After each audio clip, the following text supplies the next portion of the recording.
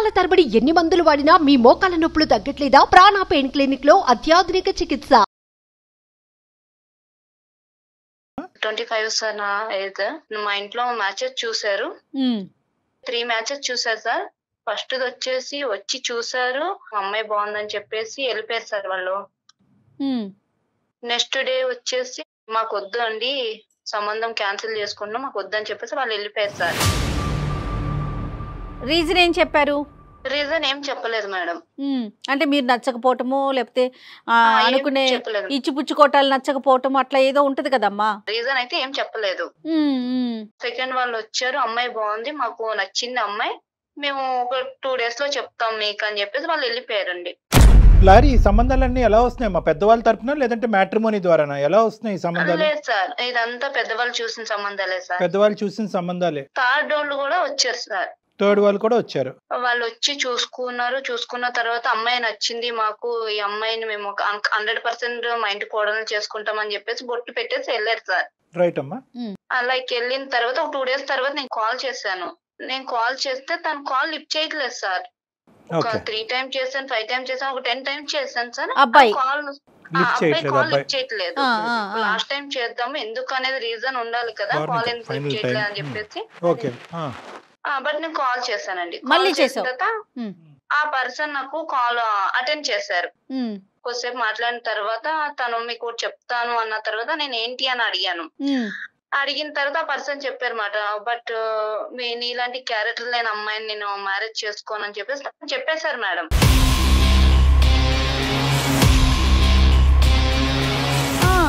అదేంటి నా క్యారెక్టర్ అంటే నేనేం చేశాను, నేనేం మిస్టేక్ చేయలేదు కదా, నా క్యారెక్టర్ ఎట్లా బ్యాడ్ చెప్తున్నారు మీరు, లైక్ రీజన్ ఉండాలి కదా అని చెప్పేసి నేను అడిగాను మేడం.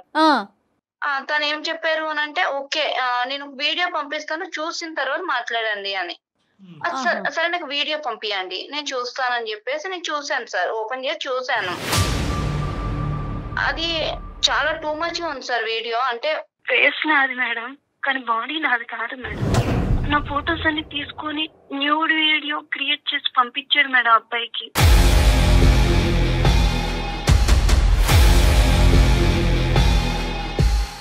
నాకు అసలు ఏం అర్థం కాలేదు మేడం, చూడడానికి చాలా దరిద్రంగా ఉంది మేడం. ఖచ్చితంగా ఏంటంటే పెళ్లిళ్ళు చూడటానికి వచ్చేటటువంటి ప్రతి అబ్బాయి యొక్క నెంబరు ఈ ఎవడైతే కనుక ఈ వీడియోలు తయారు చేసి అందరికి డిస్ట్రిబ్యూట్ చేస్తున్నాడో వాడి వరకు చేరుకుంటున్నాయి.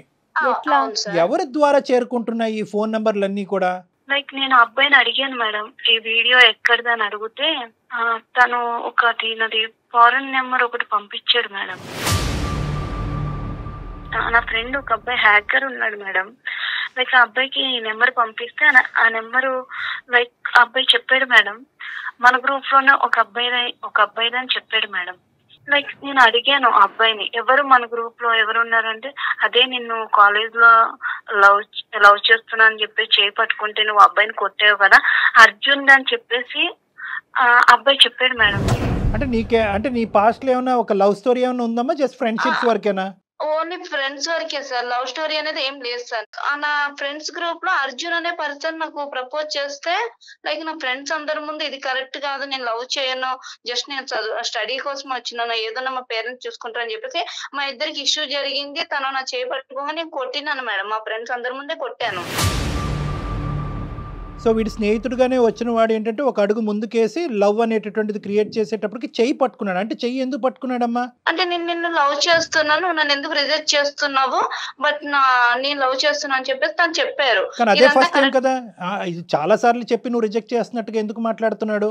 లేదు సార్, అదే ఫస్ట్ టైం. నేను కూడా చెప్పాను తనతోటి, ఇదంతా కరెక్ట్ కాదు, కొట్టవలసినటువంటి అవసరం ఏముంది అని అడుగుతున్నాను నిన్ను. అంటే తను ప్రపోజ్ చేశాడు సార్, అందరి ముందు చేయి పట్టుకుని ఒప్పుకోవా అనేసరికి నాకు కోపం వచ్చేసింది, బలవంతం పెట్టాడు. ఓకే, బట్ కోపం వచ్చిన తర్వాత నేను అక్కడ వదిలేసినాం సార్, ఎవరికి వాళ్ళ కాంటాక్ట్ లో లేము. బట్ తన వర్క్ తను, నా వర్క్ నువ్వు జాబ్ చేసుకుంటున్నాను అన్నప్పుడు? అవును సార్, నేను జాబ్ చేసుకుంటా ఉన్నాను, బట్ తన కాంటాక్ట్ లోకి నాకు ఎప్పుడు రాలేదు సార్, నేను తన కాంటాక్ట్ లోకి ఎప్పుడు వెళ్ళలేదు.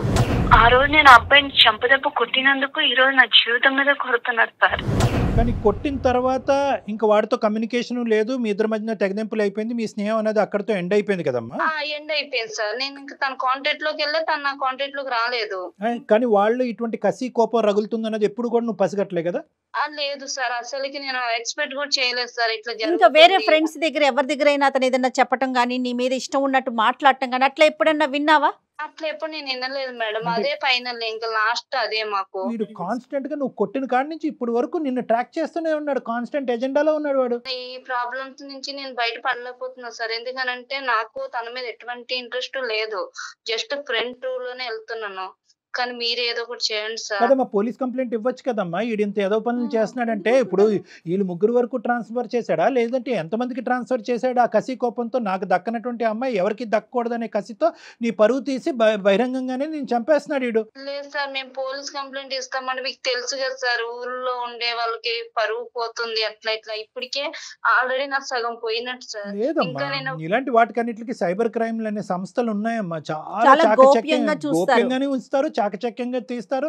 ఇలాంటి వాళ్ళు తాట తీస్తారు. వీడు ఎంతమంది అమ్మాయినికి ఐ లవ్ యూ చెప్పి చేయి పట్టుకున్నాడు, ఎంతమంది అమ్మాయిలు వీడు చెంప పగలగొట్టారో, ఎంతమంది వీడియోలు మార్ఫింగ్లు చేసి డిస్ట్రిబ్యూట్ చేశాడో. వీడు పెద్ద క్రిమినల్.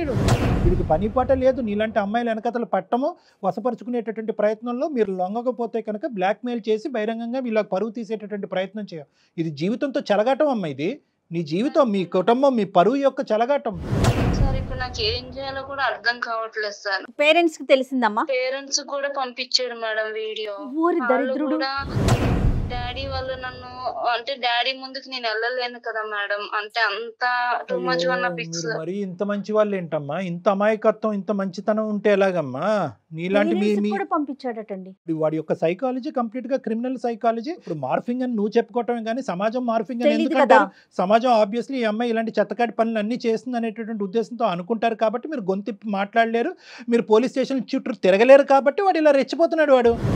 సరే, ఇప్పుడు వాడు ఎక్కడున్నాడమ్మా? వాడు ఎక్కడున్నాడు? వాడితో మేము మాట్లాడాలనా ఏంటి? ఎందుకు చేసావు మాకు పోలీస్ స్టేషన్ వరకు వెళ్ళకుండా? సార్ ఇప్పుడు నేను కాన్ఫరెన్స్ పెడతాను సార్, మీరు మాట్లాడండి సార్ కొంచెం ప్లీజ్ సార్. వాడితో మాట్లాడాలమ్మా, ఖచ్చితంగా మాట్లాడాలి. ఈ మధ్యలో ఈ సంఘటనలన్నీ జరిగి ఈ విధంగా ఈ ఇష్యూ అంతా స్ప్రెడ్ అయిన తర్వాత వాడితో అయితే కనుక నువ్వు ఫేస్ ఆన్ అవ్వలే కదా, డైరెక్ట్ 1-to-1 అయితే మాట్లాడాలి. ఓకే, అంటే నువ్వు పక్కా కదా వాడే చేస్తున్నాడు ఇదని చెప్పి పక్కా కదా నువ్వు? 100% పక్కా సార్. నేను అన్ని ప్రూఫ్ తో సహా నేను కొంచెం అర్థం చేసుకున్న తర్వాత మీకు కంప్లైంట్ ఇచ్చాను. సరే, నీ దగ్గర ప్రూఫ్లన్నీ పెట్టుకో, నీ దగ్గర అంతా ట్రాకింగ్ సిస్టమ్ అంత ఉంది, వాడి నెంబర్ ఎలా దొరికింది అనేది పెట్టుకో. ఇప్పుడు నువ్వు ఏంటంటే మామూలుగా క్యాజువల్గా చాలా కాలం అయింది కదా నీతో మాట్లాడి అన్నట్టుగానే మేము బ్యాక్గ్రౌండ్లో ఉన్నట్టుగా చెప్పకుండా వాడితో మాట్లాడి అసలు వాడి రియాక్షన్ ఏంటి అన్నది మనం చూద్దాము. వాడే చేసాడా లేదా అనేటటువంటిది ఫస్ట్ మనం రికార్డ్ చేసి బహిరంగంగా ఎస్ నేనే చేశాను అనేది మనం పట్టుకోగలగాలి. ఆ తర్వాత నేను ఇందులోకి వస్తా. ఓకేనమ్మా? ఓకే సార్, నేను కాన్ఫరెన్స్ పెడతాను. కాన్ఫరెన్స్ పెట్టు, మేము బ్యాక్గ్రౌండ్లో ఉన్నామని చెప్పద్దు. Okay sir. రైట్. ఎంత దారుణంగా ఉన్నారో చూడండి కళ్యాణ్ గారు. మేడం ఇది జరుగుతుంది మేడం. ఎందుకు అంటే కనుక ఒక ఆడపిల్లకి సంబంధించినటువంటి కుటుంబానికి పెళ్లి అనేటటువంటిది చాలా పెద్దది, ప్రధానమైనటువంటి అంశం. ఎస్పెషల్లీ పల్లెటూరులో ఉండేటటువంటి వాళ్ళకి ఎప్పుడైతే కనుక ఇటువంటి సంఘటన జరుగుతుందో ఇదేదో మార్ఫింగ్ చేశాడు ఇచ్చేసాడు అనుకోవద్దు. ఆ భారం అంతా, ఆ గిల్ట్ అంతా వాళ్ళ మీదే అనుకుంటారు. ఏమనుకుంటారు? అరే నువ్వు ఆ మగవాళ్ళతో స్నేహం చేయకపోతే బాగుండేది, వాళ్ళతో చట్టపట్టాలు వేసుకుని తిరగకుండా ఉంటే బాగుంటుంది, నువ్వు ఫోటోలు తీయించకుండా ఉంటే బాగుంది అని చెప్పి గిల్ట్ వాళ్ళని మీద వేసుకుని ఎవడైతే అసలైనటువంటి క్రిమినల్ ఉంటారో వాడిని క్షమించి వదిలేస్తారు. అలాగే ఇలాంటి వాళ్ళు జారుతున్నారు ఈ క్రిమినల్. అవునండి, అవును, సరైన శిక్ష పడాల్సిందే.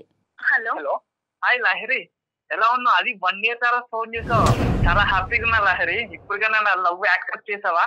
నీకు తెలీదా? ఏమైంది లహరి? నా 3 మ్యాచెస్ క్యాన్సిల్ అయిన విషయం నీకు తెలీదా? అవునా లహరి, నాకు తెలీదురా. చాలా బాగుంటాయి కదా, అయినా ఎందుకు రిజెక్ట్ అయినా? నిజంగా చెప్పు, నా మీద ఒట్టే చెప్పు, నీకు ఈ విషయం ఏం తెలీదా? తెలుసు.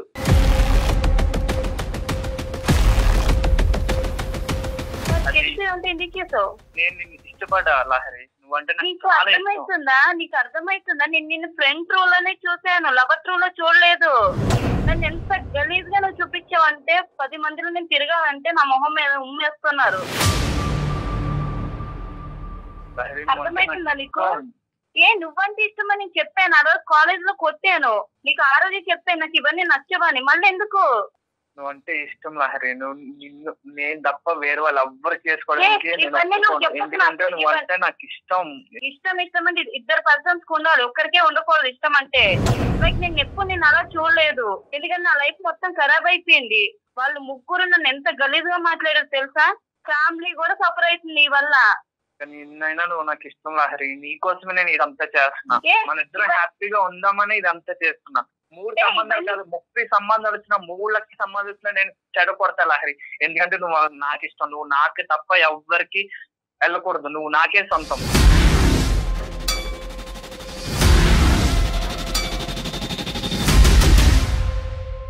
నీ కోసం నేను మంచి జాబ్ సంపాదించుకొని మంచిగా సెటిల్ అయ్యి మంచిగా పైసలు సంపాదించుకొని నా ఫ్యామిలీ కూడా సెటిల్. ఇవంతా నాకు చెప్పొద్దు, అర్థమైందా? నేను సుమన్ టీవీ వాళ్ళకి కంప్లైంట్ చేసినాను, వాళ్ళు లైన్ లో ఉన్నారు, వాళ్ళతోనే మాట్లాడి నీ లెక్క ఏందో నువ్వు తెలుసుకో. బాబు అర్జున్, చెప్పండి సార్. నా పేరు డాక్టర్ కళ్యాణ్ చక్రవర్తి, సుమన్ టీవీ అందమైన జీవితం నుంచి మాట్లాడుతున్నాం. లహరి మాకు కంప్లైంట్ పెట్టింది, అర్థమైందా? ఇలా నీ దగ్గర నుంచి ఒక భయంకరమైనటువంటి హెరాస్మెంట్ వస్తుంది. నేను ఏంటంటే ఈరోజు చచ్చిపోలేక ఇంకా ఆఖరి ప్రయత్నంగా మీకు ఫోన్ చేశాను. మా కుటుంబ పరువు అంతా కూడా రోడ్డు మీద పడింది, ఇటువంటి పరిస్థితుల్లో నాకు హెల్ప్ చేయండి సార్ అని మమ్మల్ని అప్రోచ్ అయ్యింది, రిక్వెస్ట్ చేసుకుంది. కాబట్టి మేము ఇన్వాల్వ్ అవుతున్నాం, ఆ అమ్మాయి తరఫున మేము మాట్లాడుతున్నాం. అసలు నీ కథ ఏంటమ్మా? మేము డిగ్రీ ఫస్ట్ ఇయర్ లోనే నేను ప్రపోజ్ చేశాను సార్ తనకి. ప్రపోజ్ చేస్తే నా ఫ్రెండ్స్ అందరి ముందు తను నన్ను రిజెక్ట్ చేసి నన్ను కొట్టింది సార్. కొట్టిన తర్వాత 2 years వరకు బాగానే ఉన్నాను సార్. ఆఫ్టర్ తర్వాత ఎవరు లైఫ్ వాళ్ళు చూసుకున్నా సార్, నేను మంచిగా జాబ్ సంపాదించుకుని ఉన్నా సార్. తననే నన్ను అందరి ముందు అవమానించింది సార్. ఆ పగతో నేను తనకు వచ్చిన మ్యాచెస్ అన్ని నేనే కావాలనే వీడియోస్ ఫార్వర్డ్ చేశాను సార్. ఇంతకుముందు ఫోన్లో మాట్లాడినప్పుడు నువ్వంటే ప్రేమ, నువ్వంటే పిచ్చి పిచ్చి అని చెప్తున్నావు కదా, అంటే ప్రేమ పిచ్చి కాదా నీకు? అమ్మాయి మీద పగుందా? పగతో కూడిన ప్రేమ మేడం. సినిమాలు బాగా చూస్తావారా నాయన? అన్ని డైలాగులు చెప్తున్నావు. నా ప్రేమ మీకు కనిపించట్లేదు? కనిపించదు బాబోయ్. ఇలాంటి ప్రేమలు ఓన్లీ సాడిస్ట్ గాళ్ళకి, సైకోపాత్లకి కనిపిస్తాయి. మాకు కనిపించవు బాబు, మాకు అర్థం కావు, మాకు కనిపించవు. వేరే వాళ్ళ ఆడపిల్లల జీవితాలతో ఆడుకునేటటువంటి నీ నేచర్లో ప్రేమ అనేటటువంటి పదాన్ని దయచేసి పక్కన పెట్టేసి క్రిమినల్ మైండ్ సెట్ ఉన్నవాడిని నేను అని అను. నీలో ప్రేమ లేదు, దోమ లేదు. ఒక ఆడపిల్ల జీవితంతో ఇలా ఆడుకుంటూ ఇన్ని సంబంధాలు క్యాన్సిల్ చేస్తూ ఇలా మార్ఫింగ్ వీడియోలు తయారు చేస్తూ ఒక అమ్మాయి యొక్క కుటుంబాన్ని రోడ్డు మీద ఈడ్చిన తర్వాత ఏ అమ్మాయి వచ్చి నీ మొహం చూసి నేను పెళ్లి చేసుకుంటుందని అనుకున్నావు? ఫస్ట్ ఆఫ్ ఆల్ ఈ అమ్మాయిని ఎప్పటి నుంచి ట్రాక్ చేస్తున్నావు నువ్వు? ఈ అమ్మాయికి సంబంధించినటువంటి ఫోటోలు ఎప్పటి నుంచి నువ్వు సేకరిస్తున్నావు? దాని మార్ఫింగ్కి ఎవరెవరి దగ్గర నుంచి ఎటువంటి సహాయ సహకారాలు తీసుకున్నావు? ఫైనల్గా ఈ వీడియోస్ ఈ ముగ్గురికి కాకుండా ఎంతమందికి డిస్ట్రిబ్యూట్ చేసావు? సార్ నేను దాదాపు 1 year నుంచి నేను అబ్జర్వ్ చేస్తున్నాను సార్. తను ఎక్కడికి వెళ్ళా, ఏం చేస్తుంది, ఎవరితో మాట్లాడుతుంది అన్ని నాకు తెలుసు సార్. తన కాల్ రికార్డ్స్ కూడా తెలుసు సార్. తను ఏం చేస్తుంది, తన ఫొటోస్, తన వీడియోస్ ఎలా మాఫీ చేస్తే ఎలా అవుతుంది కూడా నాకు తెలుసు సార్. నేను ఒక US నెంబర్ తీసుకొని దాన్ని బట్టి నేను తనకి ఫొటోస్, వీడియోస్ అందరికి షేర్ చేశాను సార్. ఎందుకంటే తనకి వచ్చిన సంబంధాలన్నీ వీడియోస్ ఫార్వర్డ్ చేశాను సార్. ఎందుకంటే తన నాకు ఇష్టం సార్, తన నాకు తప్ప ఎవరికి దక్కకూడదు సార్. మరి బాబు దీనికి నోబెల్ ప్రైజ్ ఎవర్రా బాబు, నువ్వు ఇంత గొప్పగా చెప్పుకుంటున్నావు? అమ్మాయికి కూడా ఇష్టం ఉండాలి కదా, అది ఆలోచిస్తున్నావా నువ్వు? మేడం ఇష్టం లేకుండా నేను తన కాలేజ్ డేస్ లో కూడా తనకి ఏం కావాలో అన్ని తెచ్చి ముందు. అరే బాబు, అరే ఇష్టం ఉంటే పరువులు తీర్రా. అరే ఈ రోజు ఆ అమ్మాయి సూసైడ్ చేసుకుని చచ్చిపోయి ఉండేది, అదేనా నీ ఇష్టం? ఆ అమ్మాయి చచ్చిపోయిన పర్లేదు, నువ్వు ఇష్టం అని ఇంకోసారి అంటే కనుక మర్యాదగా ఉండదు. నీకు ఇష్టం కాదు, ఆ అమ్మాయి అవమానం తట్టుకోలేక ఆ అమ్మాయి మొత్తం కుటుంబం మాస్ సూసైడ్ చేసుకుని చచ్చిపోవాలి, అది నీ కోరిక. ఇష్టం అని అంటే కనుక కబడ్డారు. ఏంద్ర ఇష్టం మీనింగ్ మార్చేస్తున్నావు, ప్రేమ మీనింగ్ మార్చేస్తున్నావు. నీకు దక్కాలా నిజంగా? ఏదన్నా అమ్మాయి ఇంత పరువు తీసిన తర్వాత ఏదన్నా అమ్మాయి నీ దగ్గరికి వచ్చిన రారా బాబు నువ్వే నాకు దిక్కు, నువ్వే పెళ్లి చేసుకొని అంటదా? కావాలి సార్. అలా కాదు, ఆ అమ్మాయికి కావాలి, ఆ అమ్మాయితో పాటు వేరే గిఫ్ట్లు కూడా నీకు వస్తాయి, అవి మేము సర్ప్రైజ్ రిటర్న్ గిఫ్ట్లు తొందరలోనే ఇస్తాం. కానీ అది కాదు, ఇటువంటి అమ్మాయిలు నువ్వు ఎంతమంది ప్రేమించావు, ఎంతమంది అమ్మాయిలు నిన్ను ఒప్పుకున్నారు, ఒప్పుకున్నటువంటి వాళ్ళని ఏ విధంగా హింస పెట్టావు? ఈ అమ్మాయి ఒక్కదైనా ఇంకా ఎవరినైనా కూడా ఇలా మార్ఫింగ్లు చేసి వీడియోలు తయారు చేసి బ్లాక్మెయిల్ చేస్తున్నావా? ఎందుకంటే నువ్వు చెప్పేటటువంటి ఇంత ఫ్రీ ఫ్లోగా నువ్వు చెప్తున్నావు చూడు, ఇదేం నీకు ఫస్ట్ టైం లాగా నాకు అనిపించట్లేదు. ఇది నీకు ఒక సాంప్రదాయం, ఒక ఆనవాయితీలాగా నాకు అనిపిస్తుంది. నువ్వు ఇలా చేస్తున్నావు నీ ఫ్రెండ్స్కి తెలుసా, మీ పేరెంట్స్కి తెలుసా? లేదు సార్. తలకిందులు ఏలాడదీస్తారు నిన్ను. ఏమనుకుంటున్నావు, ఏ సమాజంలో ఉన్నావు అనుకుంటున్నావు? ఆ అమ్మాయి ఉన్న బొమ్మ నువ్వు కావాలి కావాలి అనుకోవటానికి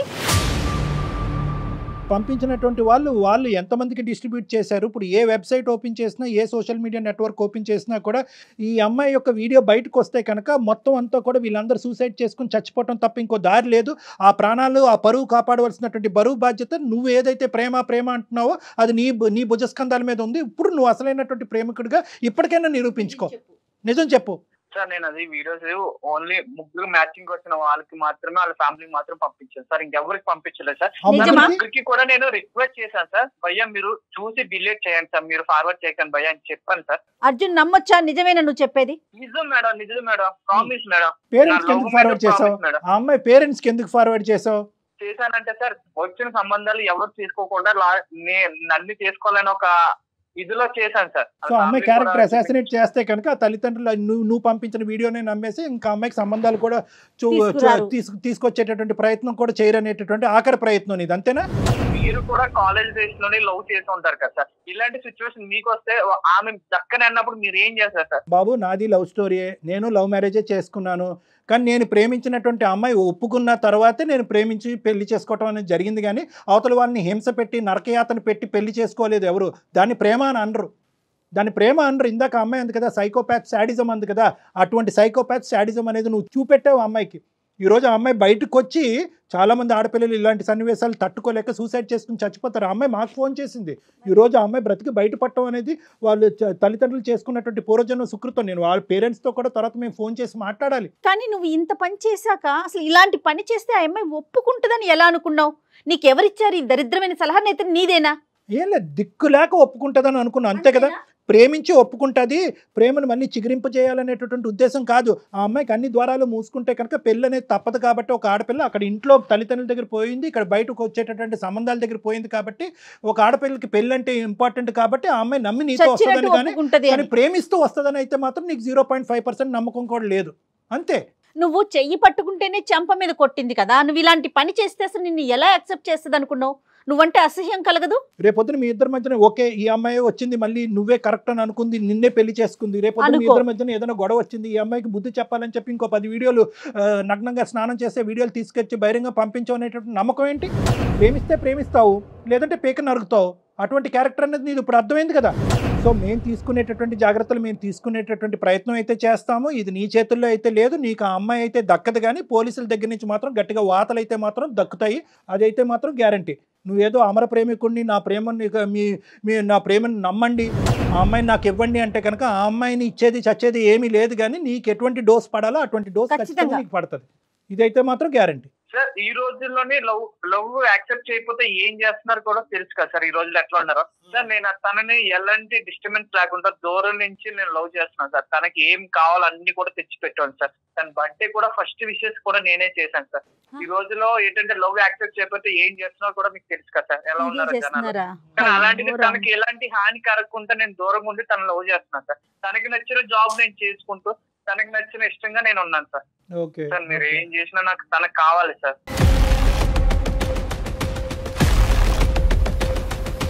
సార్ని అడిగేదేంది అర్జున్ నువ్వు?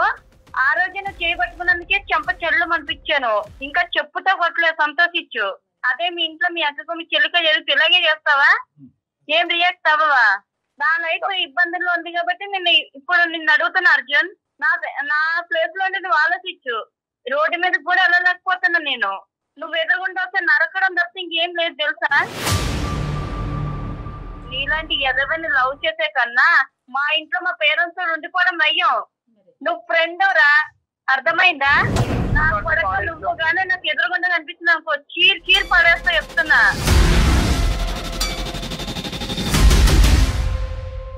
ఏం నాటకాలు చేస్తున్నావా? ఇప్పటికైనా నొల్లతోనే హ్యాపీగా ఉంటాను. లేదు ఇట్లనే చేస్తా అన్నా అనుకో, నిజంగా ఏం చేస్తానని నాకే తెలియదు. ఒక ఆడపిల్లగా చెప్తున్నా.